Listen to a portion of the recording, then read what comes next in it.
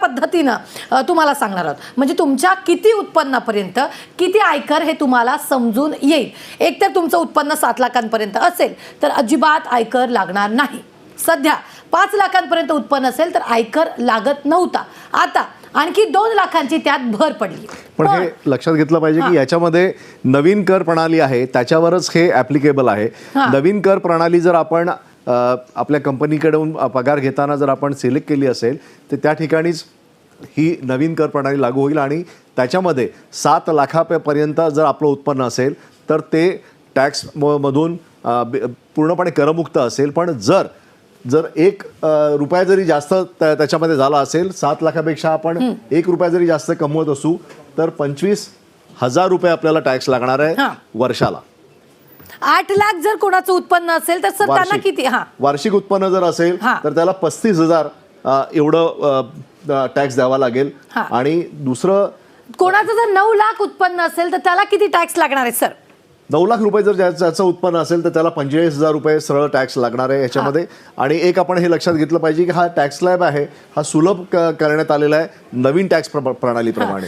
निश्चितच जर कोणाचं त्यापेक्षाही अधिक म्हणजे आपण जर पाहिलं तर कोणाचं 9 लाख उत्पन्न असेल त्याचं देखील आपण जर पाहिलं तर इतक्याप्रमाणे त्यांचा टॅक्स स्लॅब असणार आहे. म्हणजे वार्षिक उत्पन्नाचा आज आपण आता विचार करतोय सर. म्हणजे या सगळ्यांमध्ये जर आपण पाहिलं कर रचना ही कुठेतरी एक दिलासा तो सर्वसामान्यांना मिळालेला आहे आणि या दिलासामुळेच ही कर रचना जी आहे ती बदललेली आहे. जर कोणाचं 7 लाख आणि त्यापेक्षा 1 रुपयाही जर जास्त कोणाचं असेल तर त्यांना हा टॅक्स लागणार आहे. आणि सर्वसामान्यांचा जर विचार केला तर हा टॅक्स जो आहे तो भरावा लागणार आहे. यामुळे सर्वसामान्य यात किती येतात किंवा त्यांचं उत्पन्न कसं असेल यावर सगळं जे आहे ते अवलंबून आहे. आणि वार्षिक उत्पन्नानुसार हा टॅक्स जो आहे तो सर्वसामान्यांना भरावा लागणार आहे.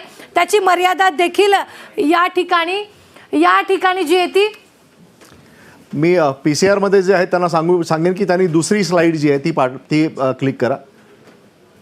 2 नंबरची स्लाइड आहे ती क्लिक करा. 2 नंबरची स्लाइड असेल ती क्लिक करावी. आपण जर पाहिलं तर 9 लाखांचं उत्पन्न ज्यांना असेल वार्षिक उत्पन्न त्यांना किती टॅक्स स्लॅब असेल तो आता एका सेकंदात सर सांगतील. 9 लाखापर्यंत ज्यांचं उत्पन्न असेल वार्षिक उत्पन्न त्यांना 45,000 हा टॅक्स लागेल. त्याच्यानंतर 10 लाख रुपये ज्यांचं उत्पन्न असेल त्यांना 60,000 एवढं टॅक्स द्यावा लागेल. 11 लाख ज्यांचं वार्षिक उत्पन्न असेल त्यांना किती? 75,000 रुपये द्यावे लागतील वर्षाला. 12 लाख ज्यांचं उत्पन्न असेल 12 लाख म्हणजे ज्याला दर महिन्याला 1 लाख रुपये ज्याचा पगार असेल अशांना 1,10,000 रुपये एकंदरीत टॅक्स जो आहे तो त्यांना द्यावा लागेल. बरं सर, एक महत्त्वाचा प्रश्न यामध्ये विचारावासा वाटतोय. आपण वार्षिक उत्पन्नाच्या गोष्टी करतोय मात्र एक उदाहरण म्हणून जर महिन्याचा पगार एवढा असेल तर इतका टॅक्स तुम्हाला भरायला लागेल असं एखादं उदाहरण जे आपण आता बघितलं की 12 लाख हे जे उत्पन्न होतं वार्षिक त्याच्यामध्ये 1 लाख जर तुम्हाला तुमचं महिन्याला उत्पन्न आहे तर तुम्हाला साधारणतः वर्षाला 1,10,000 रुपये एवढा टॅक्स तुम्हाला द्यावा लागणार आहे. 13 लाख जर तुमचं उत्पन्न असेल वार्षिक तर तुम्हाला 1,30,000 म्हणजे रफली हे 10% आपण ज्याला म्हणू तेवढं आपल्याला टॅक्स इथे द्यावा लागणार आहे. 14 लाख जर तुमचं वार्षिक उत्पन्न असेल तर तुम्हाला 1,50,000 हे द्यावं लागेल. इथे आपण बघतोय की इथे टॅक्स स्लॅब ही वाढलेली आहे. आतापर्यंत 10% हा साधारणतः उत्पन्नाच्या तुम्हाला कर होता. पण आता इथे मात्र तुम्हाला 14 लाखाच्या वरती जर तुमचं उत्पन्न असेल तर इथे ते वाढलेलं आहे. हे तुम्हाला 1.5 लाख रुपये तुम्हाला इथे द्यावे लागणार आहेत. निश्चित सर, एक पुन्हा एकदा मी हा जो रखाना आहे तो पुन्हा एकदा समजवण्यासाठी सांगते. 3 ते 6 लाख ज्याचं उत्पन्न असेल त्याला 5% कर भरायला लागणार आहे.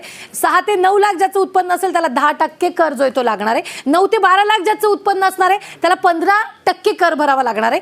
पण 12 ते 15 लाख ज्याचं उत्पन्न असणार आहे त्यांना 20% कर लागणार आहे. आणि 15 लाखांपेक्षा जास्त ज्यांचं उत्पन्न आहे त्यांना 30% जो आहे तो कर भरावा लागणार आहे. आता पुन्हा एकदा मी इथे येते. जर सर कोणाचं 15 लाख इतकं उत्पन्न वार्षिक असेल तर त्यांना किती कर भरायला लागणार आहे? 15 लाख ज्यांचं उत्पन्न असेल त्यांना 1,15,000 एवढं टॅक्स द्यावा लागेल. याच्यामध्ये पूर्वी जो जुना टॅक्स जो स्लॅब होता त्याच्यानुसार इथे 1,87,500 रुपये एवढं त्यांना टॅक्स द्यावा लागत होता. जो 37,500 रुपये कमी झालेला आहे या अर्थसंकल्पाच्या नुसार. जर आपण नवीन टॅक्स प्रणाली जर आपण याच्यामध्ये सिलेक्ट केली तर तुम्हाला जवळपास 37,000चा फायदा होईल, 37,500 रुपयाचा वर्षाला. आणि तुमचं जर उत्पन्न जे 15 लाखाचं आहे त्याच्यावरती फक्त तुम्हाला 1.5 लाख रुपये हा वार्षिक टॅक्स द्यावा लागेल. बरं, जर टॅक्स स्लॅब कर रचना जर आपण पाहिली तर 15 लाखांपेक्षा जास्त, म्हणजे 15 लाखांपेक्षा तुम्हाला 15 लाख जर तुमचा पगार असेल वार्षिक, तर त्यामध्ये तुम्हाला किती टॅक्स भरायला लागणार आहे हे स्पष्ट झालेलं आहे. मात्र 15 लाखांपेक्षा जर जास्त तुमचा पगार असेल तर तुम्ही हे गृहीत धरून चालायचे की 30% कर जो आहे तो तुम्हाला भरावा लागणार आहे. सर 16 लाख जर कोणाचं वार्षिक उत्पन्न असेल तर किती टॅक्स असेल? 16 लाख रुपये ज्यांचं उत्पन्न असेल त्यांना 1,80,000 रुपये हा टॅक्स त्यांना द्यावा लागेल वर्षाला.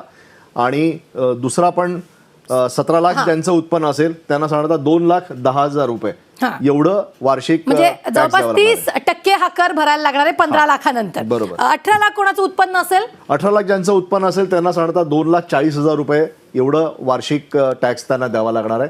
याच्यामध्ये अर्थातच तुमचा जर बाकी LIC आणि बाकी जर तुमची इन्व्हेस्टमेंट असेल तर हा टॅक्स नक्कीच तुमचा कमी होईल.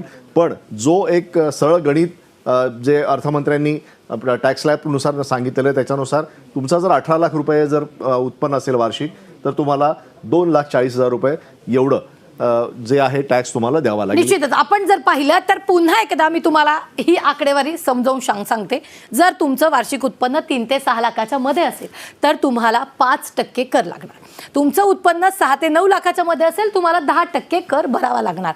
जर तुमचं 9 आणि 12 लाखाच्या मध्ये उत्पन्न, वार्षिक उत्पन्न म्हणते मी, असेल तर तुम्हाला 15% कर हा अनिवार्य आहे. जर तुमचं 12 ते 15 लाखाच्या मध्ये असेल तर तुम्हाला 20% कर हा भरायला लागणार आहे. आणि तुमचं 15 लाखांपेक्षा जास्त जर वार्षिक उत्पन्न असेल तर तुम्हाला 30% कर हा भरावा लागणार आहे. म्हणजे आजचा जो करदात्यांना दिलासा आज अर्थसंकल्पात देण्यात आलेला आहे तो अशा पद्धतीचा आहे. मोठ्या प्रमाणात याचा दिलासा जो आहे तो सर्वसामान्यांना होणार आहे. सर एकूणच जर आपण पाहिलं तर हा कशा पद्धतीचा दिलासा किंवा कर भरण्याची प्रक्रिया जी ती आतापर्यंत खूप किचकट अशी होती, त्यामुळे लोक जे ते कर भरण्यासाठी मागे कुठेतरी पाऊल खेचताना आपल्याला पाहायला मिळत होते. मात्र आता पुढची ही प्रोसेस कशी असू शकते? याच्यामध्ये मुख्यतः अर्थमंत्र्यांनी 2 गोष्टी केलेल्या आहेत. एकतर जे जुनी कर प्रणाली होती ती सरळ होती, त्याच्यामध्ये 25% तुम्हाला टॅक्स मध्ये तुम्हाला कटौती व्हायची तुमची. आणि नवीन याच्यामध्ये त्यांनी बरेच स्लॅब्स दिलेले आहेत आणि त्यामुळं नवीन जी टॅक्स प्रणाली आहे ती जास्त आणखीन आकर्षक करण्याचा प्रयत्न इथे अर्थमंत्र्यांनी केलेला आपल्याला याच्यामध्ये दिसतोय. साधारणतः 19 लाख ज्याचं उत्पन्न वर्षाला असेल त्यांना 2,70,000 एवढं टॅक्स जे आहे तो त्यांना वर्षाला द्यावा लागेल. त्याच्यानंतर 20 लाख रुपये ज्यांचं उत्पन्न असेल वर्षाला त्यांना 3 लाख, 20 लाख ज्यांचं उत्पन्न असेल त्यांना 3 लाख इतका टॅक्स वर्षाला द्यावा लागेल. आणि 21 लाख ज्यांचं उत्पन्न असेल त्यांना 3,30,000 द्यावा लागेल. इथे आपण स्पष्टपणे बघतोय की 30% इथे जे सांगितलं जात आहे 30% सरळ इथे कपात जी आहे ती याच्यामध्ये आपल्याला दिसतीये.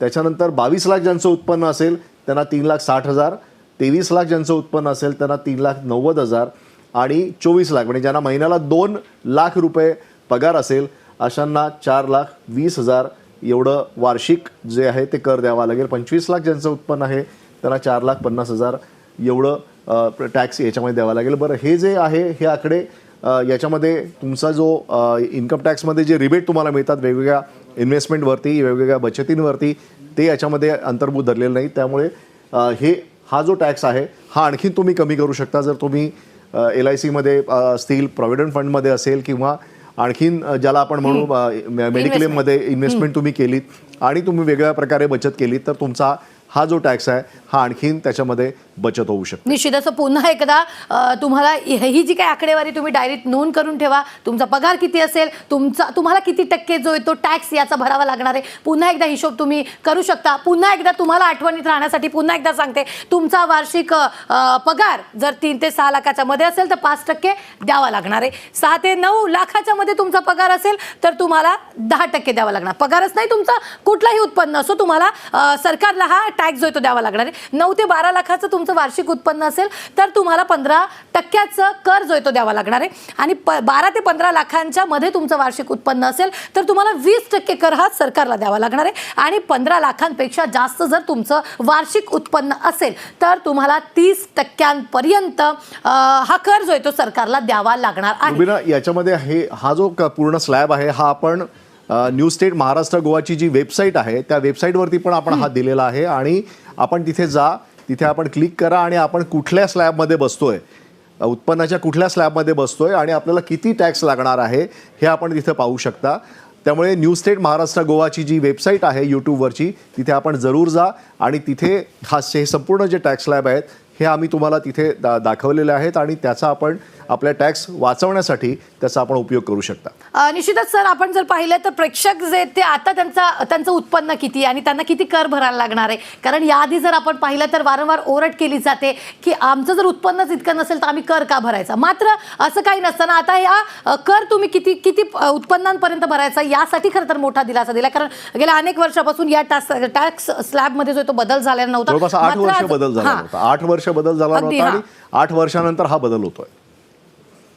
आणि निश्चितच आपण जर पाहिलं तर या सगळ्यांमध्ये जर टॅक्स स्लॅबमध्ये जो बदल झालेला आहे तर या सगळ्यांमध्ये पुन्हा एकदा तुम्ही या सगळ्यांमध्ये नजर जी येते टेकू शकता. पुन्हा एकदा मी तुम्हाला सांगते की आमच्या वेबसाईटला जाऊन तुम्हाला पुन्हा एकदा तुम्हाला किती टॅक्स स्लॅब बसायचे, तुम्ही या सगळ्यांमध्ये कुठल्या कॅटेगरीत मोडता किंवा तुम्हाला किती कर जो आहे तो द्यायचा आहे. बरं, मग करामधून तुम्हाला जर याच्यामधून जर काही बचत करायची असेल किंवा काय तर तुमचे इन्व्हेस्टमेंट दाखवणं तितकंच गरजेचं आहे. ते तुम्ही तुमच्या CA किंवा तुमचे जे कोणी असतील त्यांच्याशी बोलून जे येते या सगळ्यांमधून कर मुक्त कसं करता येईल स्वतःला ते बघू शकता. मात्र या तांत्रिक बाबी ज्या आहेत त्या ह्या अनिवार्य आहे, त्या आम्ही तुम्हाला समजावून सांगण्याचा प्रयत्न केलेला आहे. अगदी छोट्या सोप्या गोष्टी आहेत. पुन्हा एकदा सर जर आपण पाहिलं तर तुम्ही प्रेक्षकांना सांगू शकता की कुठल्या कॅटेगरी